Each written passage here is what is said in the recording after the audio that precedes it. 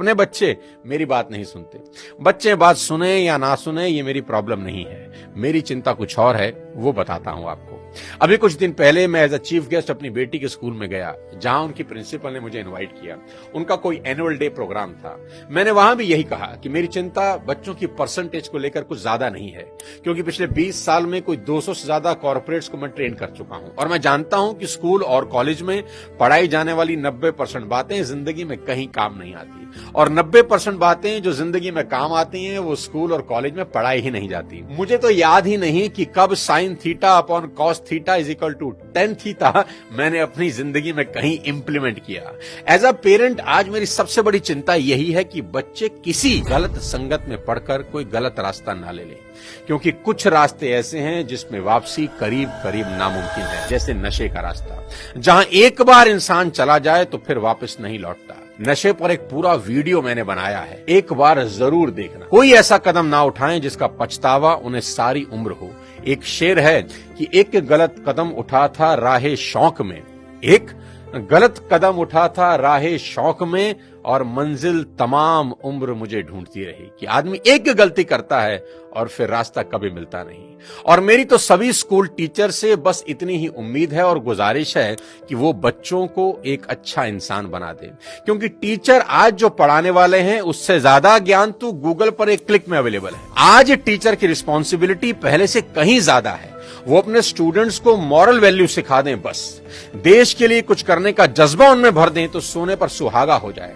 और अगर माँ बाप के प्रति ग्रेटिट्यूड की भावना उनके अंदर आ जाए तो वो कुछ ना कुछ जिंदगी में कर ही लेंगे। टीचर इंश्योर करें कि बच्चे कुछ भी छुपाएं नहीं और अपनी सभी छोटी बड़ी बातें अपने टीचर से या पेरेंट से डिस्कस जरूर करें। उन्हें समझाएं कि अगर कोई भी प्रॉब्लम है तो उसका हल जरूर है।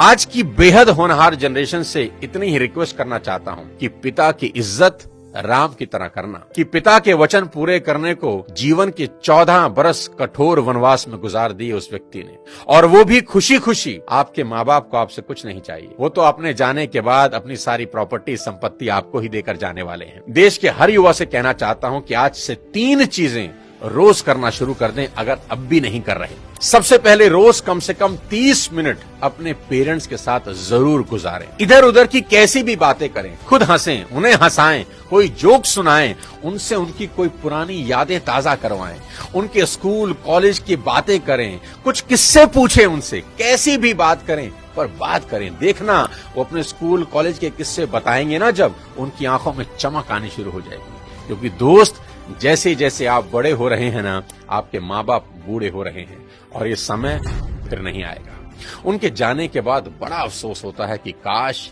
ये कर लेता, वो कर लेता। उनका कर्ज सारी जिंदगी नहीं उतार सकते, पर अपना समय उनको देकर उस कर्ज का इंटरेस्ट जरूर भर सकते हैं। मुनव्वर राणा का एक शेर है कि लौट कर जैसे भी हो ऐ जाने पिदर आ जाना, लौटकर जैसे भी हो ऐ जाने पिदर आ जाना, ऐसी वैसी जो खबर सुनना तो घर आ जाना, और वक्त रुखसत हमें इज्जत से सलामी देने, जब डुबोने लगे दरिया तो नजर आ जाना। आस पास ही रहना अपने माँ बाप की। दूसरी बात, भूल कर भी उनसे ऊंची आवाज में कभी बात ना करें। उनको कभी ये एहसास ना हो जाए कि अब हम बूढ़े हो रहे हैं, कमजोर हो गए, इसलिए हमसे ऐसे बात की जा रही है। याद रखना, आपकी वजह से उनकी आंख से निकला एक आंसू आपकी तमाम जिंदगी बर्बाद कर सकता है। माँ बाप तो फिर भी माफ कर देंगे, पर वो माफ नहीं करेंगे। तीसरी सबसे इंपॉर्टेंट चीज, बिना माँ बाप के पैर छुए घर से मत निकलना।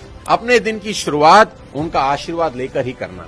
मैं आपको ये अपने पर्सनल एक्सपीरियंस से बता रहा हूं कि ये एक ऐसा सुरक्षा कवच है जो आपको बड़ी से बड़ी मुसीबत से बचा देगा। दिल से दिए उनके आशीर्वाद को भगवान भी नहीं टाल सकते। बस ये 3 चीजों पर अमल करना शुरू कर देना मेरा दोस्त। मेरा दावा है देवता भी आपको आगे बढ़ने से नहीं रोकते।